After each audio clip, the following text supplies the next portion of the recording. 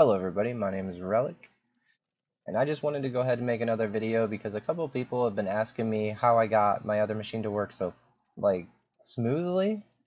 And don't get me wrong, there's going to be problems with the machine no matter what. It's Hydroneer. There's always going to be something that kind of stands in your way that you're going to need to optimize.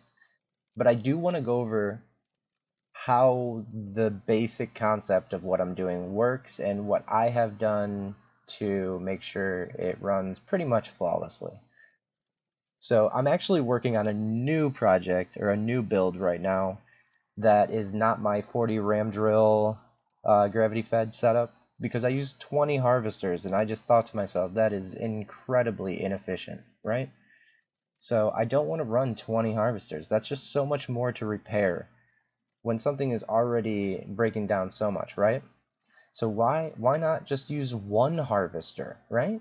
Let's use one harvester. And I'm purposefully not looking up yet because I don't want to show you guys what I've done just yet. But yeah, we're going to see how much stress we can put a single harvester under. And I am using the method for the better funnel. I don't remember who actually posted this first, but it was not me, okay? I'll just say that. You just take 4 short incline ramps and you put them all around in different directions on the harvester's top. And then on the bottom part you use a long incline ramp and it stops everything from falling out by just slapping a window on either side to completely make it airtight in there. So everything will pretty much go down to there except for this one, shard. There's always something not working 100% perfectly. But mostly, I want to see how much stress I can put this one harvester under. So I actually hooked up 20. I'm at 20 right now, so I do plan on doubling it to reach the same capacity as my other drill setup, but with just one harvester. And you're probably thinking, no way is this going to freaking work. And it does. I actually tested it already. It works perfectly fine. It actually has, I think, less dirt clump ups than the other one for some reason, which I don't really understand considering it's the exact same setup. Maybe it's because the dirt coming from both sides is somehow pushing all the dirt in. I don't know. But I want to go ahead and show it off to you guys. And I also want to I want to touch base on a little bit more than just running your machine good. I want to touch up on mods. Now, mods are going to become pretty obsolete on July 15th when the engineering update comes out for Hydroneer. So basically, the mods like with the guardrails on the conveyors, that's going to be added into the game by Max. So it'll be a lot better when he puts it in the game himself, because it'll probably even work better. So the next thing I want to talk about is this menu right here. We're going to actually stop time or slow it down to a great deal. Turn it to 11 o'clock. And then we're going to go and turn on flight mode. You don't have to use this. This isn't something that's necessary, but it saves me a lot of time building like staircases, a spiraling staircase or pyramid design, upside down pyramid design that would let me reach all these drills. So basically, I'm just going to be using fly mode to go ahead and turn all these bad boys on, right? Go down a little bit. We can reach the rest of these. Sorry, the controls are a little bit wonky. I'm not used to them yet. I'm just kind of figuring it out. The F7 menu got an update not too long ago, which added the fly mode in. I probably could optimize my keybinds so it would be a little easier to use. It's a little inconvenient at the moment. I'm using shift to go up, control to go down, and Z to stop moving. They're all in the same area, so I figured, hey, that would work. And then I used it, and I'm like, this is kind of hard. Let's go ahead and flip up all of these. This glorious mini game called Turning On All Your Stuff. And boop.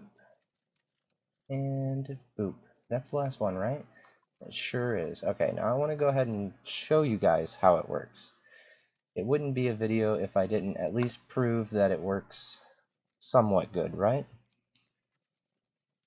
So, let's go ahead and turn on our conveyors. There's one thing I want to do before I go ahead and turn on the machines. Right? I want to grab this, because there was a couple of shards that weren't in the right place. Right? And if we're up here while it's running, you can body block dirt. So I'd block a couple of dirt, you know, coming through. If you crouch, the magnet actually goes inside, so it gets really close, and you can clear out any blockages that you might have, and that works great.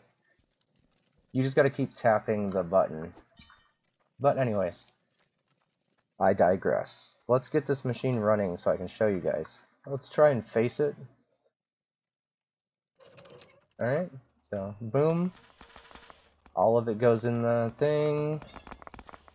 It sorts it out pretty good. Looks like we don't have any gold in there yet, so we're doing alright.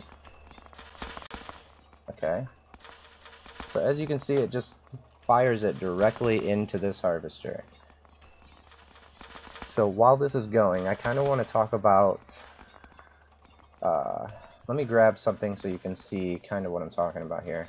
For this to aim directly where you want it to go in here, oh my gosh, I've never seen a dirt pot clump miss. That's the first time. Alright, maybe it's the lag from recording, but normally I've never missed a dirt clump yet. I thought I had a perfectly working design, it might need some work.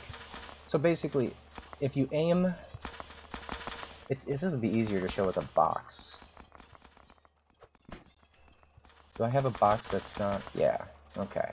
So when you're going to put up a machine, you want to take it to the top of the harvester and go over and over.